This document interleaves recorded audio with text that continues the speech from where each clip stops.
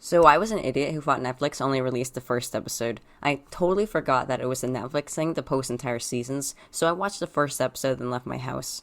When I found out, I watched it all in one sitting with one of my friends, and it was very disappointing. Fun because we could joke the whole time, but this is not something I could ever recommend to people or sit down and show someone based on its awesomeness. And trust me, I wanted to like this. I may be a mega Transformers Prime fan, but I am hoping for a series that is better than it. Give me a Dark War on Cybertron, something that beats Transformers Prime, please. I'm not going to deny that the series was dark. It had a very grim setting and what I think is the most merciless on-screen Transformers cartoon death of all time. Worse than even Cliffjumper. First, I'm going to do a non-spoiler section of why the show was hard to watch, and then a detailed all-spoilers version. I'm not going to use clips because with the show so fresh, Netflix might be after me for copyright. So the show was finally geared toward an adult audience, with Wheeljack even dropping a curse word. But just because a show is adult doesn't mean it's good. There were still so many stereotypes in writing, weird plot, rushed plot, and badly written characters. Most of the characters were just straight up terrible, and every time they spoke, I had an urge to punch them. What did not help was the moral ambiguity of both factions and the all-around horrible voice acting. When you watch this show, you will see the Autobots acting constantly aggressive and over-exaggerating the evil of the Decepticons. And then you sit waiting for the proof that they are so bad, but they generally don't do anything worse than the Autobots. It only looked like Optimus was the one trying to enforce the moral code, except this Optimus is the weakest Optimus I have ever seen in any cartoon. He barely seems to be in charge, with no one agreeing with anything he says, always yelling at him and second-guessing him, and not taking his wise words as gospel. He doesn't even come across as wise and holy because he sounds and acts like an angsty teenager the entire time. At the first few words he said, I cringed and tried to calm myself. I thought, look, the voices might be badly done, the models don't look so good, but some people think that about Transformers Prime. If it's just technical problems, try to forgive it and focus on the plot. You might get used to it. Okay, but no, I just could not because of how sheerly awful all the characters were. It was so hard for me to care for or like any single one of them. First I was leaning towards Megatron, but then I realized I could only support the neutral characters in the show because I understood them. They hated both sides of the war, with good reason. I could not understand why the Autobots were so opposed to Megatron. Still keeping spoilers away, let me tell you about the voices. 99% of the voices had the same tone. It is like you gathered a bunch of high schoolers together and told them that they need to fill the role of a superhero or action character. So they did that stereotypical thing, lowering their voices, trying to sound justly angry. This combined with the voice actors doing bad impressions of the original voices. You know what, I don't mind Optimus getting another voice actor. Make Optimus sound new, like in Transformers Animated. That was good, but don't make him sound like a bad, moody Peter Cullen. I honestly can only describe the voices with that one word, angst. And angst is written deep into all the characters.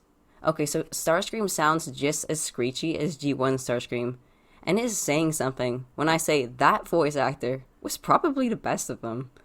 Most voices felt very fake, missing variants of emotion, and again, I could have gotten over that, except those were actually the characters. They were just always one emotion, justly angry, each one of them talking slowly to put weight to their words. That alone made the show feel longer than it was. I ended up glad that it was only 6 episodes in that season. As for the animation, I don't want to complain too much. The show looks like you were just watching the cutscenes of a video game, but everyone is ultra thick and weirdly shaped. Some are ultra smooth, like Bumblebee and the female butts. Some have all those weird bumps, so it looks like you're just watching the toys animated. Oh, and for a race that is possibly asexual here, they did that thing again where they're like, okay, make sure that you make all the female bots have mammal primate curves so the audience knows that they're female. God forbid we just make all kinds of robots and give them different voices. Curve those thighs, round them up, then copy and paste. Ah yes, the 2 genders, rectangle and female. At least they put big honking lips on everyone, but I think it is sin for Megatron to look so kissable. Alright, now down to the specifics. In the spoiler section, you might hear me say some things I actually did like about this show. So this show is promoting a connection between Optimus and Alita, and some old-time fans sincerely love their relationship. But I hated Alita with a burning passion. She was like the evilest character in the show and living proof of why the Autobots are not likable. Bots like her are why the Decepticons keep calling the Autobots Crusaders, which I admit was hilarious to keep hearing. But they kind of were Crusaders. So Megatron's big evil plan was to reprogram the brains of the Autobots to make them Decepticons, thereby stopping the war. His intentions after that were not revealed, but then when Ultra Magnus overhears the plan, he tells everyone that Megatron is going to annihilate them. But honestly, this Megatron seemed legitimately tired of the fighting. Ultra Magnus even shared a concern that this war was going to drive them to extinction. Megatron had apparently offered a treaty, and he wanted everyone to sit down and discuss it. The Autobots adamantly say the entire time that Megatron wants to enslave everyone, that his treaty is terrible, that they needed to follow Alpha Trion's wisdom, blah blah. And then we never get to hear what the treaty entailed, what kind of Cybertron Megatron wants. So now the Autobots really do just look like stubborn Crusaders. When Megatron catches Wheeljack, he talks about ending the war and he wants Wheeljack to join them. Wheeljack randomly spits out the line, "Oh, freedom is the right of all sentient beings." They keep doing that, throwing out old words of wisdom like they're reciting their faith. I kept wondering, what the hell are they stubbornly fighting for? I only started growing distant from Megatron when he started torturing and murdering, but heck, the Autobots would have done the same if Optimus wasn't there. When they bring Bumblebee to the Ark, Alita 1 acts like the Autobots are more hospitable than the Decepticons, but then she wants to kill Bumblebee because he knows too much. This prompts a strong reaction from Optimus, but then when Ultra Magnus walks into the Decepticons, no one tears them apart. Megatron lets him live, and is somehow humane enough to just lock him up afterward. Things only get bad when Ultra Magnus foils him twice, but that death scene actually shocked me. It was stone cold murder. Now, of course, Ultra Magnus was a letdown from how quickly he gets locked up. Seeing him come over in his master disguise, I thought we were going to get an awesome twist. Beloved, loyal Autobot commander turned Decepticon, or better, a spy for the Decepticons. They built up his feelings against the Autobots, then tossed it away, and they really did not build many of the characters. The best were always the neutral characters like Ratchet, Impactor if he counts here, and Sound Blaster. Those who saw the wrong in all sides, who called Optimus stubborn, who had any backstory. Most of the cast just sort of appeared, names said once or not at all. You had to rely on G1 knowledge to recognize or love them. Ratchet once made weapons, and now he just wanders the war zone, helping everyone he comes across. He saves a loyal Decepticon, who is so thankful that he just starts following Ratchet like a puppy. Anytime someone shoots at Ratchet, he throws himself in the way. The chemistry between Ratchet and Impactor was so much better than Alita and Optimus that I called this my joke ship. And then they killed him! Damn it, yes, I like that there was death, but they killed one of the likable characters. Seeing Sound Blaster was surprising and cool, and at least they gave him the decency of a backstory. The rest of the Autobots just sort of appeared randomly, and there never seemed to be so many of them. Almost all of them were just lying on the floor, half dead. But somehow all 6 of their vast army killed so many Decepticons. Again, are they the good guys? They and eventually Jetfire start bemoaning, "Oh no, not murder." But they all absolutely destroy Decepticons, and they don't even want to treat wounded Decepticons. And remember how cruel Jetfire was in the beginning? He cut off Starscream's arm and enjoyed it, and then he apparently kills Skywarp. And Jetfire is prepared to shoot on command, but then when the plot needs him to change sides, he is suddenly horrified by murder, and the Autobots, the obvious role models of goodness, are the ones he goes to. The only thing I liked about Jetfire was that he was placed in charge of the Seekers instead of Starscream. That was a good change from the norm. Starscream's ambition was only directed at leading the Seekers, with pretty good reason against Jetfire. He might actually end up not being a threat to Megatron. But Starscream was barely in this season. Every time he reappeared, I was like, oh yeah, Starscream. At least he stood out among the Seekers. So many looked vaguely like Thundercracker or Skywarp that I could not tell if one of them had been killed yet. Okay, but then Jetfire really did kill Skywarp, and he never seemed to regret it. He shot him in the back, the blast going through him. Funny, because we have a big deal about, oh, honorable bots don't shoot anybody in the back. But come on, they really killed Skywarp without showing him teleport once? That is a crime. It isn't even often we get to see Skywarp in a show.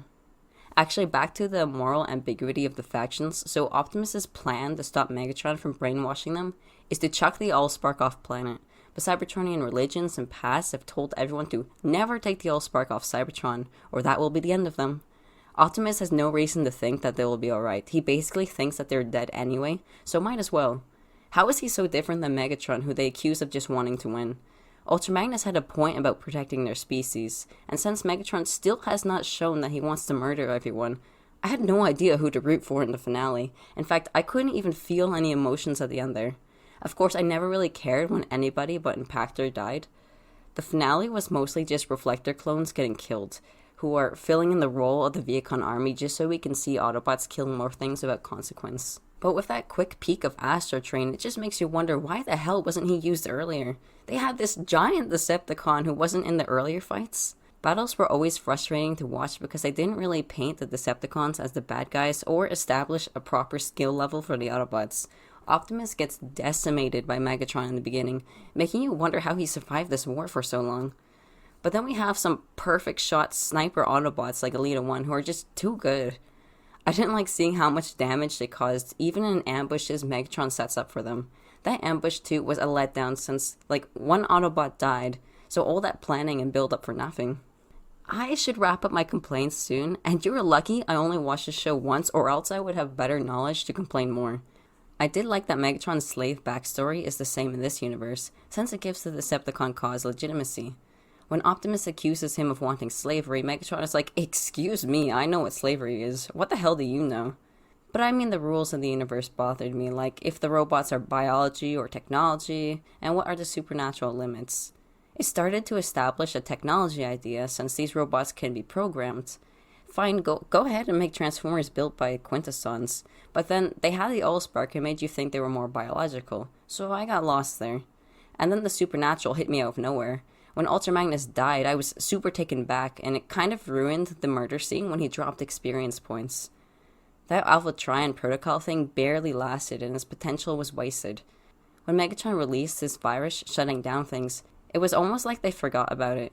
Bumblebee suddenly lost it, and they were like, "Oh yeah, virus got rid of it." Someone rushed in and was like, "Wait, we need to add this to the script." God, sometimes the show was too slow, other times too fast.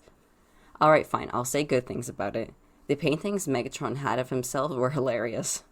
Also, this show had the best zombies I've ever seen in Transformers. They were legitimately creepy. I love that they didn't moan or anything, they just slowly moved and creaked. That was a scary death right there. If Transformers Prime had done that, it would have improved the undead scenes. I watched the series in one go, went to bed, then woke up with all this on my mind. I haven't even seen anyone else discuss this show yet, but I did see mixed responses about the show in the comments. Look, I wanted to love a new Transformers show, and I went into this blind with nothing but the trailer for background. Zero spoilers or opinions. Neither high nor low expectations. The first episode was alright, but then the rest made this more of a chore based on the characters. It was just like how I could not finish that Prime Wars trilogy. Yes, I'm going to watch Netflix's anime through, but I don't think I will ever want to rewatch it. Now let's get back to Transformers Prime already.